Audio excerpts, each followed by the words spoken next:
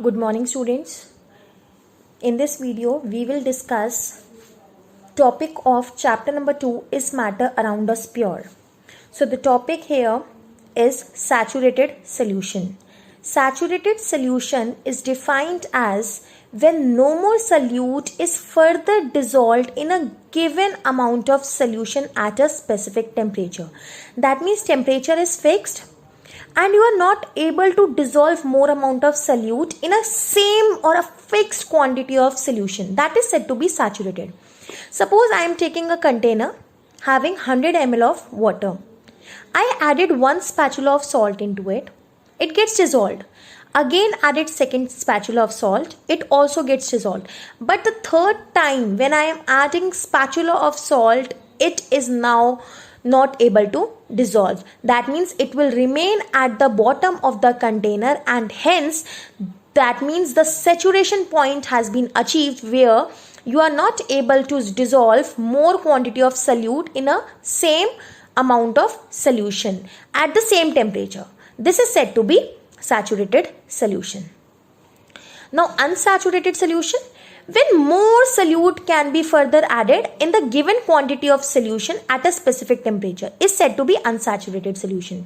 First, for example, if you are taking 100 ml of water in a beaker, then you are adding one spatula of salt, it also gets dissolved. Second spatula you are adding, it also gets dissolved.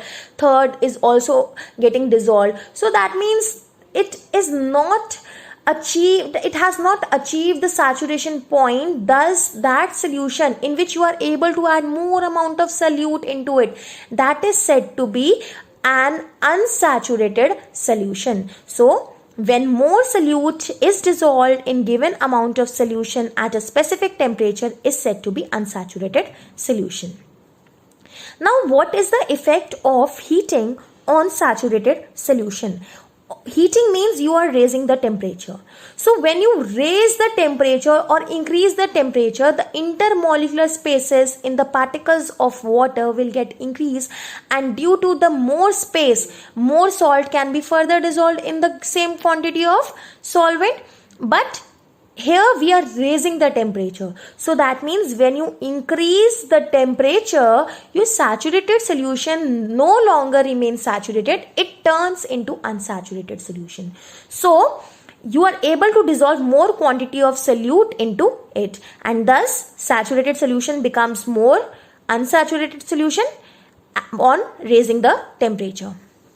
Now the effect of cooling on saturated solution, that means you are cooling a saturated solution.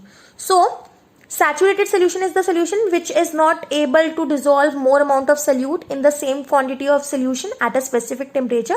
Now I want the cooling process, that means temperature is decreased. If the temperature is decreased, then whatever salt which has to be undissolved part at that temperature, it will start separating out from the solution, and hence crystallization process will occur. So effect of cooling is, on cooling a saturated solution, the crystals of solute particles will separate out from the solution, and thus the crystallization process will occur. Because if you lower down the temperature, small amount of solute will be dissolved, and thus whatever undissolved part should be there, it will start separating out in the form of crystals. Now next concept is solubility. How will you define the term solubility? The maximum amount of solute which can be dissolved in 100 grams of solvent at a specific temperature. So here three things are important. First is at the specific temperature.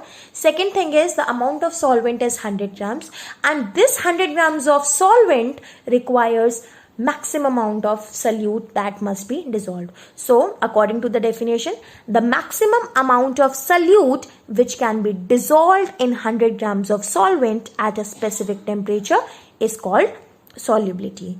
If I am saying that in 100 grams of water, it has the ability to dissolve 15 grams of salt, that means at 25 degrees Celsius, 15 grams of salt is dissolved in 100 grams of water. So here the temperature is fixed, that is 25 degrees Celsius. Amount of solvent is 100 grams. And what is the amount of maximum salt that can be dissolved is 15 grams. So the solubility of salt will be 15 grams of salt. But suppose if the question comes like calculate the solubility, that how much salt will be dissolved in 50 grams of water. So as per this data, 100 grams requires 15 grams of salt. So how much your 50 grams of water will require? It will require 7.5 grams of salt. So this is how we can solve the numericals based on solubility. Now,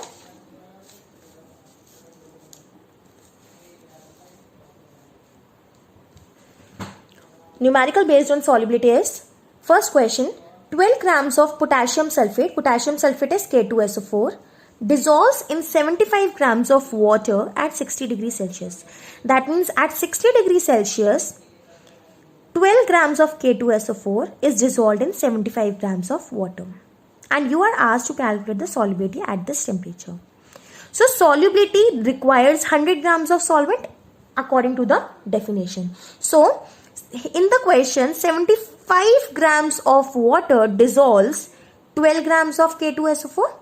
According to the first statement, it is saying that 12 grams of K2SO4 dissolves in 75 grams of water at 60 degrees Celsius. So 75 grams of water dissolves 12 grams of K2SO4. But as per the data, we have to calculate the solubility. So 100 grams of water will dissolve how much salt? It will dissolve 12 upon 75 into 100. This is your unitary method. If 75 dissolves 12 gram, then 100 will dissolve 12 upon 75 into 100 grams of K2SO4. So by simplifying and using your mathematical calculation, my answer will be 16 grams of potassium sulfate. So this is my solubility. Next question is, the solubility of ammonium chloride in water at various temperature is given below. Here is the data which provides you the temperature and the solubility. So temperature is 10 degrees Celsius, 20, 40, 60, 80, and solubility is 24, 37, 41, 55 and 66. So these are the solubility at different temperatures of ammonium chloride in water. Ammonium chloride is NH4Cl. So its first part is, what mass of ammonium chloride would be needed to make a saturated solution of ammonium chloride in 50 grams of water? As per the data, it has been provided with solubility. So in the question, it is asking about at 40 degrees Celsius. So we will consider this data. 40 degrees Celsius has 41 grams of solubility. So this 41 grams of ammonium chloride is dissolved in 100 grams of water because it is solubility, and solubility has 100 grams of water. So I have written this thing, 100 grams of water dissolves 41 grams of ammonium chloride. But according to the question, it is asked that 50 grams of water dissolves how much ammonium chloride? So apply your unitary method. If 100 grams dissolves 41 grams of ammonium chloride, so 50 grams will dissolve 41 upon 100 into 50. So by simply calculating, your answer will be 20.5 grams of ammonium chloride. So this is how I can calculate the mass of ammonium chloride that is required to dissolve in 50 grams of water at 40 degrees Celsius. Next part is, how much mass of ammonium chloride is required to dissolve in 25 grams of water at 80 degrees Celsius? That means we will see this data at 80 degrees Celsius. My solubility is 66 grams. Solubility means 66 grams of ammonium chloride. It is dissolved in 100 grams of water. So as per the question, it is asked that in 25 grams of water, how much ammonium chloride is now required? So first I will write the statement as per the data. 100 grams of water dissolves 66 grams of ammonium chloride.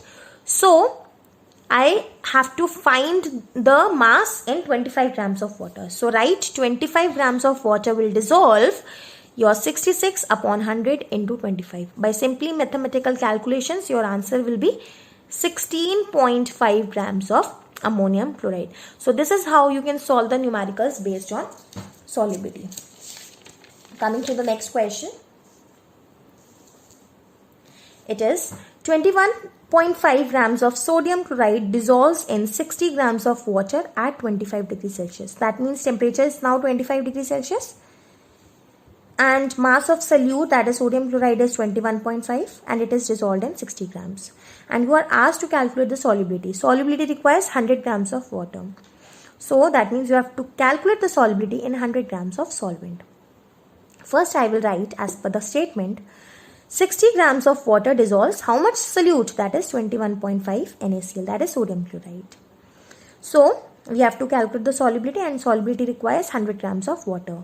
So 100 grams of water will now dissolve 21.5 upon 60 into 100. So by simply calculating, my answer will be 35.8 grams of NaCl. So this is how I can solve the numerical.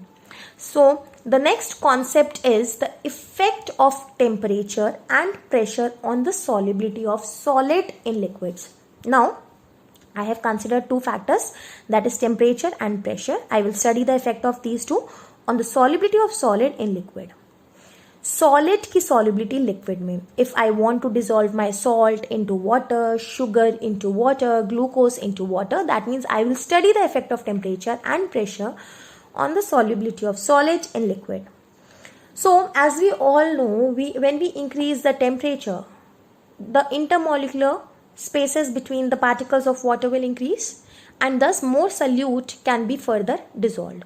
So on increasing the temperature, the solubility of solid in liquid increases.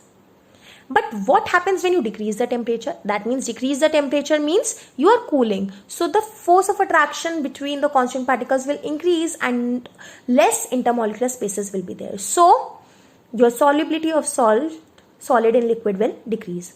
So here is the direct relation. If you increase the temperature, your solubility of solid in liquid will increase. If you decrease the temperature, your solubility of solid in liquid will decrease. Next effect is pressure. Now, if I want to dissolve my 5 grams of salt into 100 grams of water, whether I apply the pressure or not, it is not going to affect the solubility of that solid in liquid. So pressure has no effect on the solubility of solid in liquid. Whether I increase the pressure or decrease the pressure, no effect on solubility of solid in liquid. Now, here comes the next effect. Effect of temperature and pressure on the solubility of gases in liquid. Now we will study the factors on the gas in liquid. That means solubility of gases in liquid. When we purchase the cold drink, it contains carbon dioxide gas. So carbon dioxide gas is there. You take some cold drink in a container and heat it. That means you are raising the temperature. Can you see the evolution of gas from its content? Yes, all the carbon dioxide gas will slowly starts evaporating as soon as you rise the temperature. So that means your solubility of that gas in your cold drink will decrease or increase? It will decrease. So on raising the temperature, your solubility of gas in liquid will decrease and vice versa. आप temperature को कम कर दीजिए, that means cooling कर दीजिए. तो cooling करने के time पर क्या होगा? Your solubility of the gas in liquid will increase. So for gases in liquid, temperature has inverse relation with solubility of gases. If you increase the temperature, your solubility of gas will decrease, and if you decrease the temperature, your solubility of gas will increase. Now what is the dependence of the pressure factor?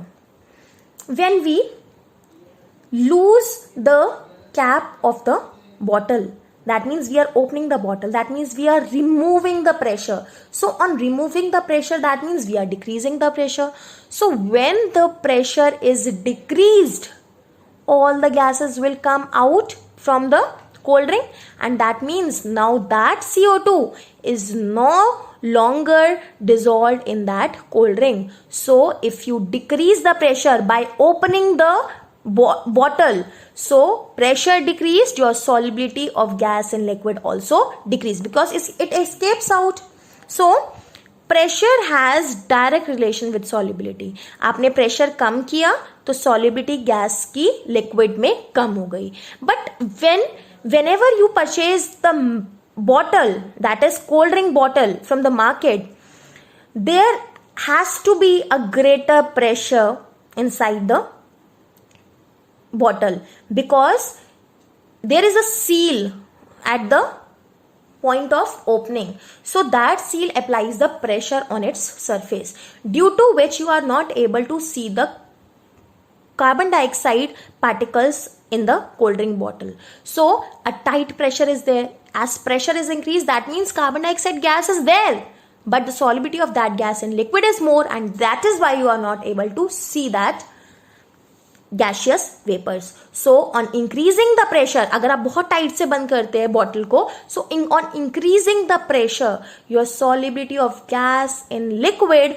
will increase. But when you release the pressure, all the gas will come out and the solubility of gases in liquid will decrease. So this is how you should understand the concept of the solubility of solid in liquid and gases in liquid, and these two factors will determine their solubility, temperature and pressure. I hope all these concepts are clear in this video. If you have any doubt, you can talk to me. Okay, thank you class.